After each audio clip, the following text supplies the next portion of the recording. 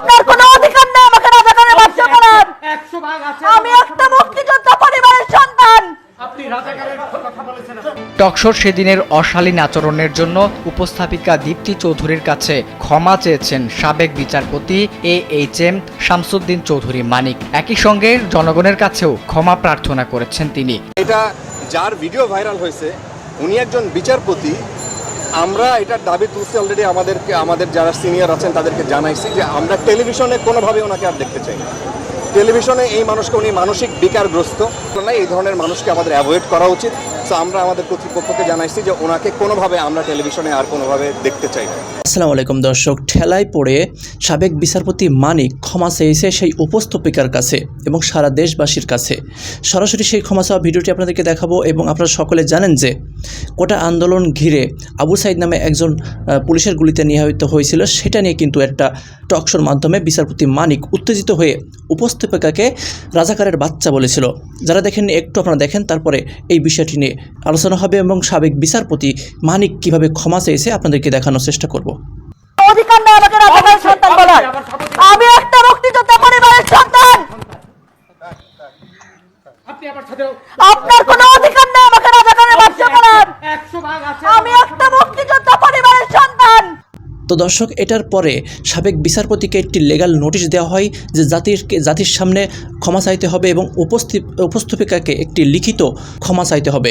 একদিনের মধ্যেই সাবেক বিচারপতি মানিক ক্ষমা চেয়েছে এবং চিঠিতে তিনি কী লিখেছে এটা আপনাদেরকে দেখানোর চেষ্টা করব। সেই সাথে সাবেক বিচারপতি মানিক, কালা মানিক বলে অনেকেই, তিনি কোনো টিভি চ্যানেলে আর টকশোতে ডাকবে না, এটা নিয়েও কিন্তু একটা ব্যবস্থা নেওয়া হয়েছে।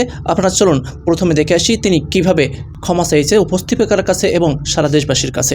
টকশোর সেদিনের অশালীন আচরণের জন্য উপস্থাপিকা দীপ্তি চৌধুরীর কাছে ক্ষমা চেয়েছেন সাবেক বিচারপতি AHM শামসুদ্দিন চৌধুরী মানিক। একই সঙ্গে জনগণের কাছেও ক্ষমা প্রার্থনা করেছেন তিনি। সোমবার তাকে লিগ্যাল নোটিশ পাঠানো সুপ্রিম কোর্টের জ্যেষ্ঠ আইনজীবী অ্যাডভোকেট ফাউজিয়া করিম ফিরোজের কাছে লিখিতভাবে ক্ষমা প্রার্থনা করেন মানিক।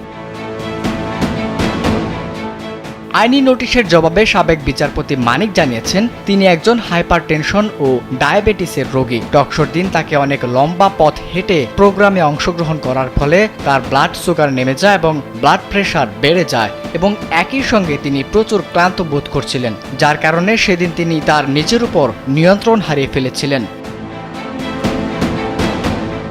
এর আগে গেল রোববার ফাউন্ডেশন ফর ল অ্যান্ড ডেভেলপমেন্টের পক্ষ থেকে জ্যেষ্ঠ আইনজীবী অ্যাডভোকেট ফাউজিয়া করিম ফিরোজ বিচারপতি মানিককে প্রকাশ্যে ক্ষমা চাইতে লিগ্যাল নোটিশ পাঠান। নোটিশে উল্লেখ করা হয়, প্রকাশ্য ও লিখিতভাবে ক্ষমা না চাইলে সাবেক বিচারপতি মানিকের বিরুদ্ধে আইনগত ব্যবস্থা করা হবে। দর্শক, আপনারা শুনতে পারলেন যে উপস্থাপিকা সহ দেশবাসীর উদ্দেশ্যে কিন্তু তিনি ক্ষমা চেয়েছেন এবং কি কি অভিযোগ এটা আপনাদেরকে দেখানোর আগে চ্যানেল 24 ফারাবি হাফিজ বলছেন যে সাবেক বিচারপতি মানিক একটা মানসিক রোগী, মানসিক বিকারগ্রস্ত। তিনাকে যেন কোনো টিভি টক শোতে ডাকা না হয় বা ইতিমধ্যে কিন্তু সকল কর্তৃপক্ষের সঙ্গে কথা বলেছে। তো চলুন তিনার এই বক্তব্যটা একটু অংশ আমরা শুনে আসি। একজন বিচারপতি, আমরা এটার দাবি তুলছি অলরেডি আমাদের যারা সিনিয়র আছেন তাদেরকে জানাইছি যে আমরা টেলিভিশনে কোনোভাবে ওনাকে আর দেখতে চাই না। টেলিভিশনে এই মানুষকে উনি মানসিক বিকারগ্রস্ত। ওনাকে আমার কাছে মনে হচ্ছে যে মানে আমাদের অনেকের ধারণা যে উনি আসলে ওইভাবে সুস্থ না। সো তার জন্যে আসলে কিছু বলা নাই, এই ধরনের মানুষকে আমাদের অ্যাভয়েড করা উচিত।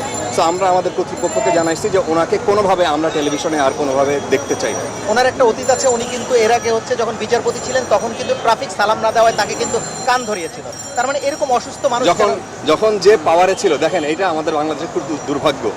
আমার ধারণা ছাত্ররা যে জিনিস দেখাই দিছে আমাদের এই দুর্ভাগ্যের জায়গাটা একদম ধরে ধরে চিহ্নিত করে দিছে যে আপনি এই সিস্টেম রাখতে পারেন না, আপনি এই আমলাতন্ত্র, আপনি থানায় গেলে পয়সা লাগবে, আপনি আপনার একটা পাসপোর্ট করতে গেলে পয়সা লাগবে, আপনার একটা ছোট্ট সেবা নিতে গেলে যেটা আপনার মানে অধিকার সেটা গেলে আপনার তদবির লাগবে, আপনার একটা চাকরি নিতে গেলে এই যে মানুষ খুবই নোংরাভাবে বলতেছে, দেখাই দিচ্ছে হাতে একদম পয়েন্টিং করে দেখাই দিচ্ছে এই জায়গাটা। যখন যে পাওয়ারে ছিল, আপনি যার কথা বললেন যে উনি যখন পাওয়ারে ছিলেন তখন একজন মানুষকে তার পছন্দ হয় না, তাকে ধরে কান ধরে উদ্বস করিয়েছেন। দেখেন ওই জায়গাটার অবসান চাই। আমরাও যদি এইরকম মানে আমাদের মধ্য থেকে যদি আমরা চাই যে একটু নিতে, ধরেন একটু অনুকম্পা নিতে, একটু সহায়তা প্রশাসনের কাছ থেকে, সেটা হওয়া উচিত না। বাংলাদেশে তো এখন এমন একটা অবস্থা হয়েছে যে সাধারণ, আপনি যদি একদম সাধারণ মানুষ হন, আপনি কোনো জায়গায় গিয়ে কোনো সেবা পাবেন না। আপনার তদবির করাইতে হবে, নাহলে আপনার এক্সট্রা অর্ডিনারি কিছু হইতে হবে। তো এক্সট্রা অর্ডিনারি তো প্রত্যেকটা মানুষ না, সেই জায়গার জবাবদিহিতার একটা জায়গা। ছাত্ররা যেটা বলছে, এই আন্দোলনের নিশ্চয়ই একটা শেষ আছে।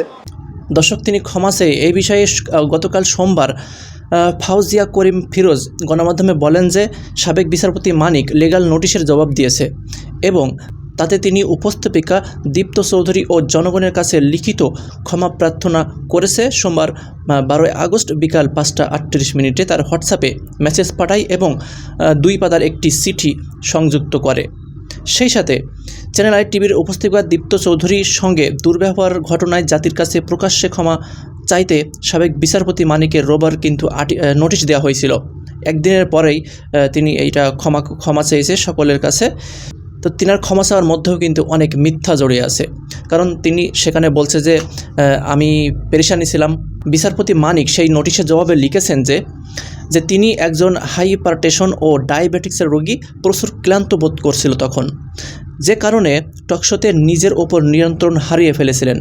তিনি এরূপ আচরণের জন্য উপস্থাপিকার কাছে ক্ষমা প্রার্থনা করে, তবে তিনাকে দেখে কিন্তু মনে হচ্ছিল না যে তিনি ক্লান্ত বোধ করছিল, কারণ যেভাবে তিনি চিল্লাইয়ে বলছিল যে তুই রাজাকারের বাচ্চা।